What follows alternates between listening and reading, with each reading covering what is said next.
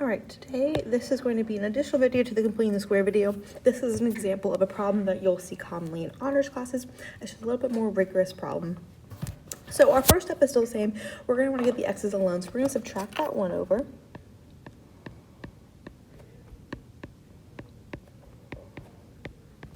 Second step is to factor out the a value, which we have, and it's 4. Now here's where it becomes the honors level. When we factor that 4, we get x squared.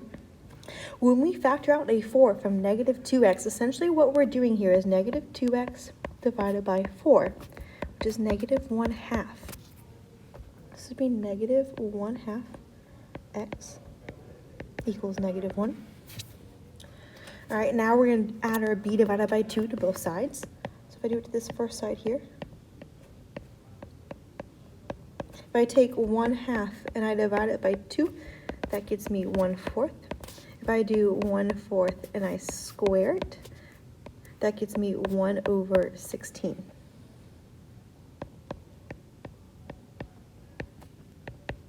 Now remember, when you do this and you have an a value, we need to bring that a value over here.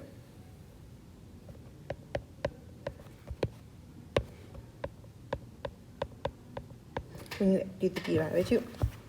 Once we have here, we're going to take this and we're going to factor that trinomial. Remember, it's always your b value divided by 2, so this would be negative 1/4 squared equals, if I do negative 1 plus 4 times 1/16, and I add those together, I get negative 3/4. I'm going to divide both sides by 4, so I'd get x minus 1/4 squared equals negative 3 over 16. Square root both sides, I get x minus 1/4 equals plus or minus square root negative 3 with the square root of 16. We can reduce both of those. Negative radical 3 would become I radical 3.